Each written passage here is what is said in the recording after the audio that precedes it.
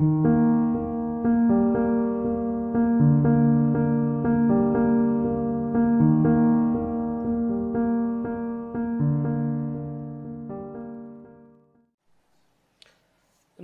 विद्यार्थी मित्रांनो, मी मिलिंद सोनवणे कॉमर्स कट्टा या यूट्यूब चॅनलवरती आपणा सर्वांचं हार्दिक स्वागत करतो. आज आपण बघणार आहोत इलिस्ट्रेशन नंबर 19 पेज नंबर 110. यावरील एक्झाम्पल आहे. मी वाचतो एक्झाम्पल प्रथम. From the following particulars relating to Sushma memorial hospital Jalgaon, prepare income and expenditure account for the year ended 31st March 2020 and balance sheet as on that date.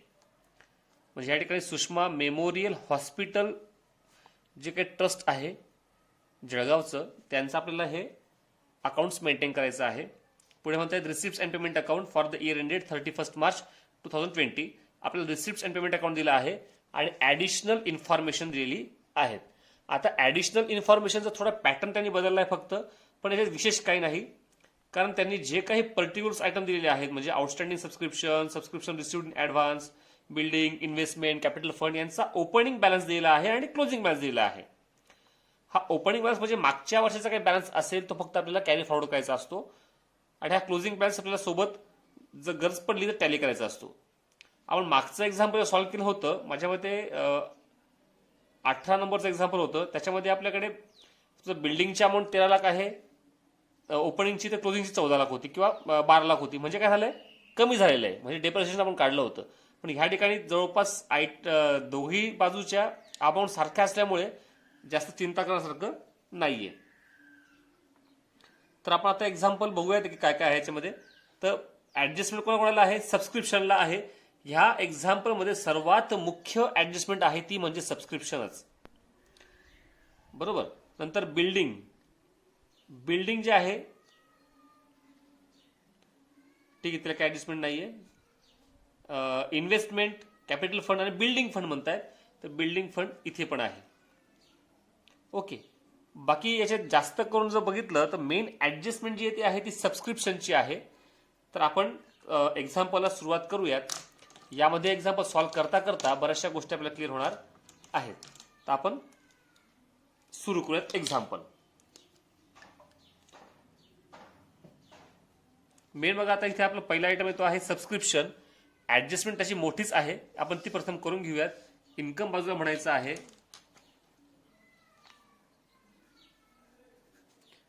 Bye subscription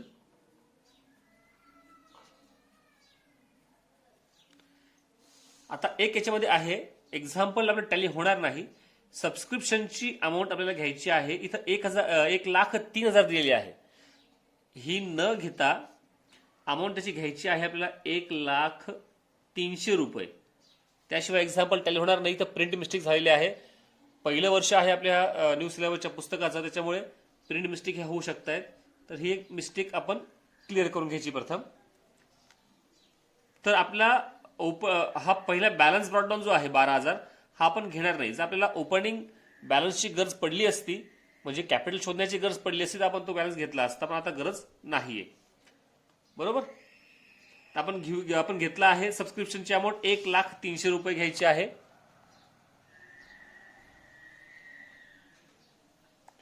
1,03,000 रुपये आपण घेतलेले आहे amount. तदनंतर त्याला ऍडजस्टमेंट्स काय काय आहेत बघा. आता प्रथम आउटस्टँडिंग सबस्क्रिप्शन. हे बघा, हे 2020चं म्हणजे करंट इयरचं आहे आणि हे प्रिव्हियस इयरचं आहे. यात एक गृहीत धरायचं आहे आपल्याला की सर्व जे काही आहेत ना, मागच्या वर्षाचं, ह्या वर्षाचं, पुढच्या वर्षाचं किंवा चालू वर्षाचं मागील वर्षी ऍडव्हान्समध्ये मिळालं असेल ते सर्व याच्यामध्ये इन्क्लूड आहे. म्हणजे 1,03,000 रुपयामध्ये हे सर्व इन्क्लूड आहे असं गृहीत धरूनच आपल्याला हे एक्झाम्पल सॉल्व्ह करायचं आहे. तर मग आपण आता बघूया काय काय याच्यामध्ये येतं आहे. करंट इयर जे आहे, आता समजा आता याच्यामध्ये करंट इयरचं आउटस्टँडिंग जे आहे आपण काय करणार आहोत, मग आता सबस्क्रिप्शन मध्ये आपण त्याला ऍड करतो. हे करंट इयरचं म्हणायचं इथं add outstanding for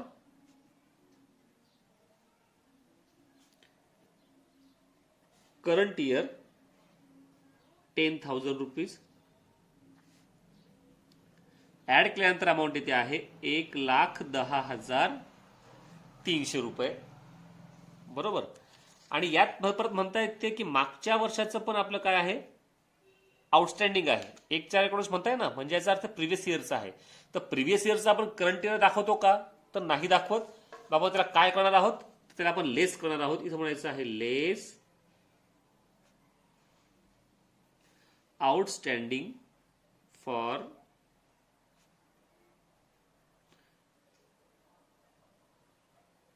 previous year. Amount आहे 9,000 रुपीज. 1,10,300 मधनं 9,000 गेले, उरतात 1,01,300 रुपये. बरोबर. त्यानंतर परत पुढे बघा, subscription received in advance. Advance मध्ये आता मागच्या वर्षीचं जे आहे, म्हणजे हे ऍडव्हान्स आपल्याला करंट इयर करता मागच्या वर्षात मिळालेलं आहे. बरोबर. म्हणजे चालू वर्षाचं आहे, पण ते ऍडव्हान्स मध्ये मागच्या वर्षी मिळालं होतं. आपण त्याला ह्या वर्षात काय करणार आहोत, त्याला ओढून घ्यायचं आहे. म्हणजे आपण याला काय करू आता, ऍड करून घ्यायचं आहे. तर मग इथे म्हणायचं आहे add received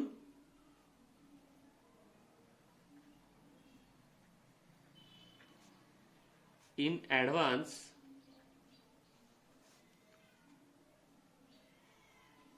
for the previous year किंवा इन प्रिव्हियस इयर.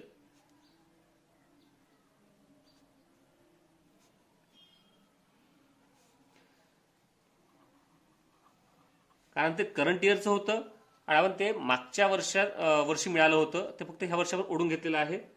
त्यांची बेरीज होते आहे 1,09,300 रुपये. बरोबर. त्यानंतर ते म्हणतायत रिसिव्ड इन ऍडव्हान्स 2020, म्हणजे पुढच्या वर्षाचं ह्या वर्षी मिळालेलं आहे. पुढच्या वर्षाचं जर ह्या वर्षी मिळालं असेल तर आपण त्याचा इफेक्ट कुठे दाखवणार आहोत आपण. बरोबर आहे. तर आपण त्याला काय करणार आहोत, लेस करणार आहोत, कारण ते पुढच्या वर्षाचं आहे. Less received in advance for next year ₹6,000.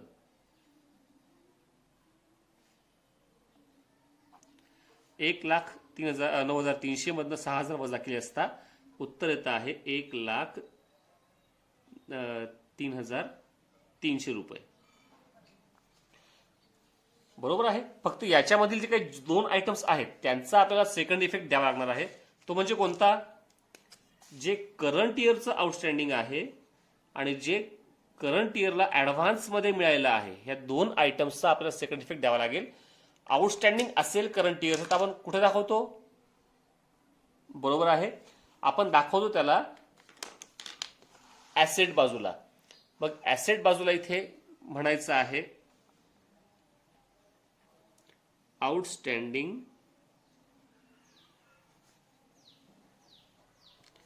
Subscription ₹10,000. आणि जे आपल्याला करंट इयर मध्ये ऍडव्हान्स मिळालं आहे, म्हणजे ती आपली काय असणार आहे, लायबिलिटी असणार आहे. 4-5 वेळी जागा सोडून द्यायची. मग म्हणायचं आहे सबस्क्रिप्शन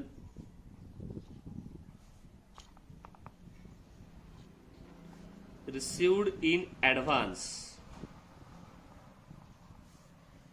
किती मिळाले ऍडव्हान्स मध्ये आपल्याला, ₹6,000. राईट. म्हणजे मेन ऍडजस्टमेंट याच्यामध्ये तीच होती, आपण ती पूर्ण करून घेतलेली आहे. त्यानंतर आता एक काम करूया, त्याच्यामध्ये जे आयटम्स आहेत आता बिल्डिंग काय आपलं. बरोबर आहे. ऍसेट लागून टाका, त्याला कुठलीही ऍडजस्टमेंट नाहीये. त्याचं बघा ओपनिंग बॅलन्स आणि क्लोजिंग बॅलन्स सेम असल्यामुळे याच्यामध्ये कुठलीही ऍडजस्टमेंट करण्याची गरज नाहीये. मग इथे म्हणायचं बिल्डिंग 13 लाख रुपये ऍसेट साइड.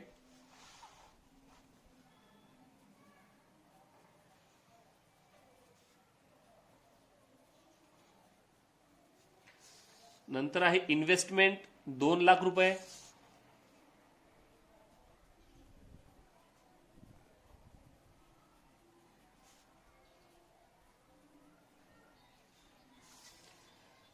त्याच्यानंतर आहे कॅपिटल फंड 10,13,000 रुपये. लायबिलिटी बाजूला घ्यायचं आहे.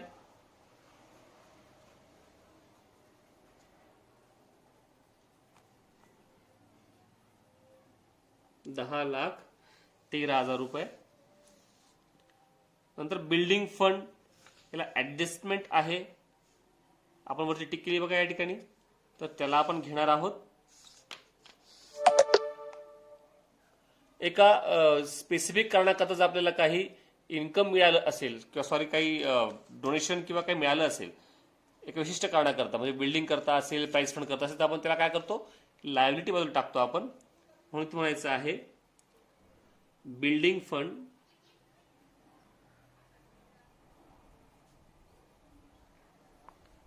₹5,00,000. याला आपण इथे जागा सोडून देऊयात. बरोबर, तर जागा सोडायची गरज नाही. काय त्यांनी म्हटले बघा, डोनेशन्स फॉर बिल्डिंग फंड, म्हणजे आपल्याला करंट इयरमध्ये अजून काही डोनेशन मिळालं आहे बिल्डिंग फंड करता. मग आपण ते काय करणार आहोत, तर ते आपल्याला ह्या बिल्डिंग फंड मध्ये ऍड करून घ्यावं लागणार आहे. तर इथे म्हणायचं आहे ऍड डोनेशन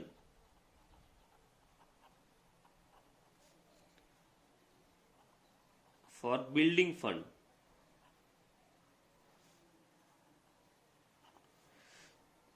बरोबर, तर डोनेशन येत आहे बिल्डिंग फंडचं ₹1,50,000. आणि मग यांची बेरीज येते आहे ₹6,50,000. आपण आउटर कॉलमला दाखवलेली आहे लायबिलिटी बाजूला. बरोबर, तर आता आपण एक्झाम्पल बाकीचं जे आता आहे उरलेलं तेही पूर्ण करूयात. देन एंट्रन्स फीज रेव्हेन्यू म्हणतायत, म्हणजेच काय असणार आहे, इन्कम. मग इन्कम बाजूला घ्यायचं आहे आपल्याला.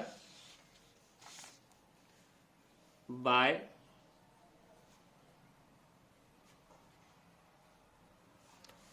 Entrance fees ₹1,700. नंतर life membership fees ₹18,000.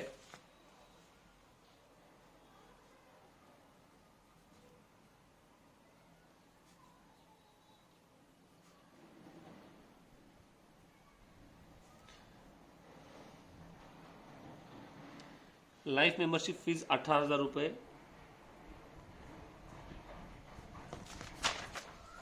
Then sale of old newspaper ₹500 इन्कमच आहे.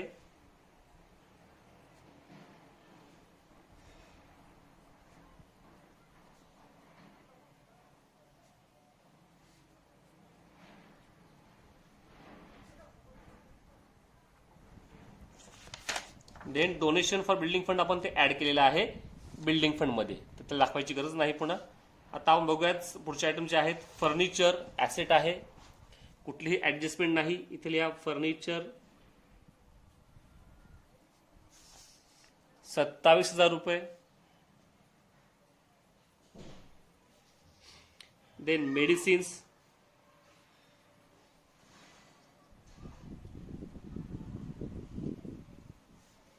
₹7,000.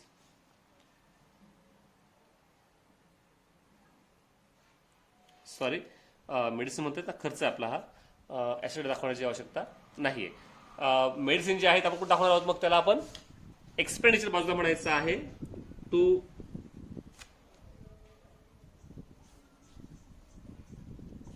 Medicines ₹7,000 outer column. Then honorarium to doctor, डॉक्टरांना काही मानधन दिले आपण ₹80,000. ते पण आपला काय असणार आहे, खर्च असणार आहे. To हॉनोरोरियम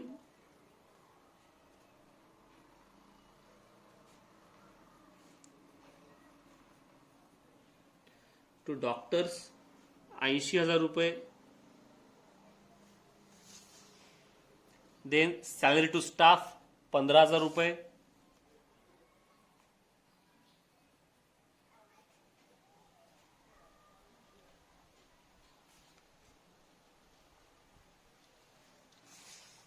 then general expenses ₹8,000.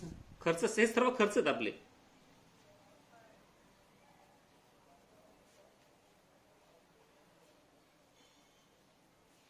General expenses 8,000 rupees. Then surgical instrument म्हणतात. इन्स्ट्रुमेंट जर म्हटलं तर हे आपले येतात ॲसेटमध्ये. मग ॲसेट बाजूला म्हणायचं आहे surgical instrument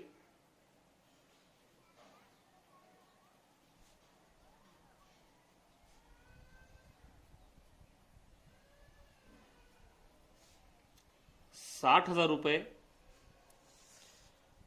then fixed deposit 80,000 rupees.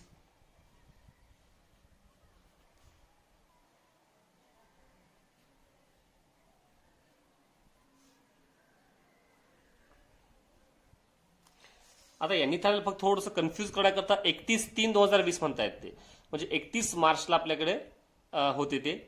पण त्याच्यावरती आपण जर त्यांनी तारीख आधीची कुठे दिली असती तर त्याच्यावरती आपल्याला इंटरेस्ट काढावं लागलं असतं. इथे इंटरेस्ट काढण्याची आवश्यकता नाही आहे. बरोबर.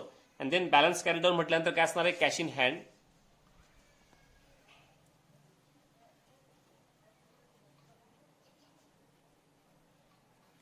Cash in hand 5,500 rupees. 5,500 रुपये. काही राहिलंय का? इफेक्ट्स दिले गेले सर्व आणि इकडचे सर्व आयटम झालेले आहेत. तर आपण आता एकदा एक्झाम्पल टॅली करूयात. तर प्रथम आपण इन्कम बाजूची बेरीज करून घेऊयात. इन्कम बाजूची बेरीज काय येते आहे बघूयात. इन्कम बाजूची बेरीज आपली येते आहे 1,23,500 रुपये. म्हणजे ही आपली झाली क्रेडिट बाजूची बेरीज झाली आहे. डेबिट बाजूची बेरीज किती येते आहे तर 1,10,000 जे आहे ही डेबिट बाजूची बेरीज येते आहे. म्हणजेच एक्सपेंडिचर बाजूची बेरीज येते आहे आणि वजा केलं असता उत्तर येते आहे 23,500 रुपये. 13,500 रुपये. पण यामध्ये आपल्याला इन्कम बाजू जास्त येते आहे आणि एक्सपेंडिचर बाजू कमी येते आहे. म्हणजे काय असणार आहे, आपल्याला मिळणार आहे सरप्लस. मग ज्या बाजूची बेरीज जास्त आहे ती प्रथम लिहून टाकूयात.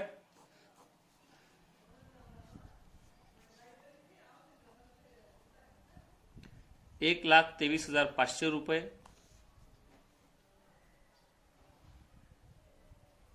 ₹1,23,500 रुपये. आणि किती कमी पडतायत आपल्याला इथे तर कमी पडत आहेत 13,500 रुपये कमी पडतायत. म्हणजे सरप्लस आपला आहे इथे म्हणा टू सरप्लस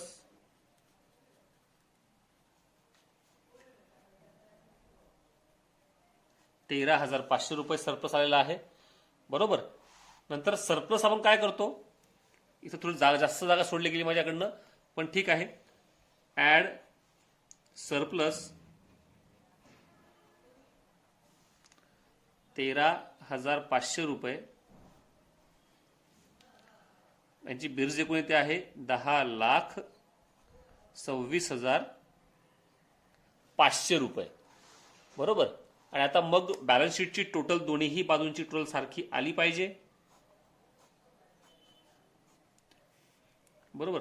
मग 16,82,500 रुपये ही टोटल यांची येते आहे. 16,82,500 रुपये. अशा प्रकारे हे एक्झाम्पल टॅली झालेलं आहे. बघितल्यावरती थोडं वाटलं होतं किंवा वाटतं विद्यार्थ्यांना की थोडं एक्झाम्पल टफ असेल, काहीतरी नवीन वाटतंय, ऍडजस्टमेंटचा पॅटर्न बदललेला आहे. पण त्याच्यात नवीन काहीच नाही, फक्त थोडं त्यांनी फिरवून ऍडजस्टमेंट टाकलेल्या आहेत. पण त्याही तितक्याशा अवघड नाही आहेत. तर कृपया विद्यार्थ्यांनी स्वतः हे एक्झाम्पल घरी सोडून बघायचं आहे.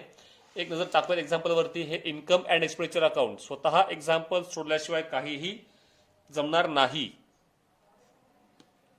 त्यामुळे स्वतः एक्झाम्पल सोडवायचं, ऍडजस्टमेंट स्वतः करून बघायच्या. कारण असं बघितल्यावरती वाटतं की मला जमतंय असं. आणि आज आपले सॉल्व एक्झाम्पल जवळपास सर्व संपलेले आहेत आणि आता मी अनसॉल्व एक्झाम्पल्सला पण सुरुवात करणार आहे. तोपर्यंत तुमचे सॉल्व एक्झाम्पल तुमच्या वहीमध्ये सर्वच्या सर्व लिहिले गेले पाहिजे, सोडवले गेले पाहिजे. हे आता बॅलन्स शीट,